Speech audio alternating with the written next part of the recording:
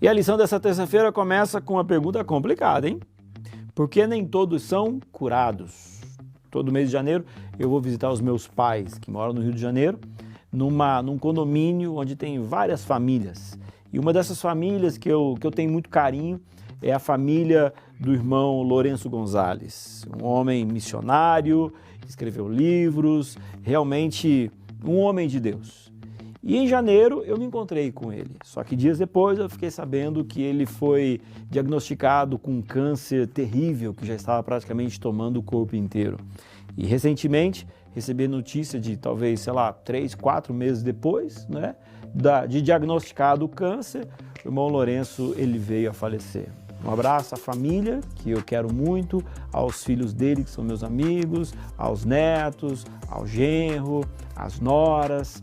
Que Deus possa confortar o coração de vocês. Um homem de Deus, um homem que vai fazer falta na sua comunidade de fé, um pai, um vô, uma pessoa muito boa. Por que isso aconteceu com ele? É o silêncio, né? É o silêncio de Deus, porque eu não vejo na Bíblia uma explicação totalmente lógica para essa pergunta. Agora, o fato é o seguinte, quando a gente olha para a Bíblia, alguns doentes são curados. E agora, quando a gente olha no nosso dia a dia, nem todos são curados. Eu tenho uma tese, e a minha tese é o seguinte, de que Jesus curou doentes no passado para provar de que ele tem poder para curar os doentes. E também para antecipar aquilo que será o céu, um lugar sem doenças. Agora é o seguinte, aqueles doentes que Jesus curou na época dele, o tempo passou e eles morreram. Ou seja, o pecado continuou trazendo as consequências. Então, a cura foi assim por um tempo, mas depois eles escolheram o malefício do pecado. Talvez a gente tenha que entender o seguinte, o que Jesus quer explicar no passado dos evangelhos e a Bíblia inteira quer colocar é que é o seguinte, a gente não tem que acreditar no nosso dinheiro e mesmo a cura, quando ela acontece, ainda é um paliativo, mas não é a solução dos nossos problemas.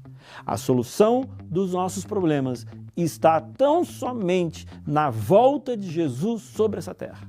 Aí sim, a gente nunca mais vai ter doença, aí nós nunca vamos ter morte, e aí então os problemas estarão resolvidos.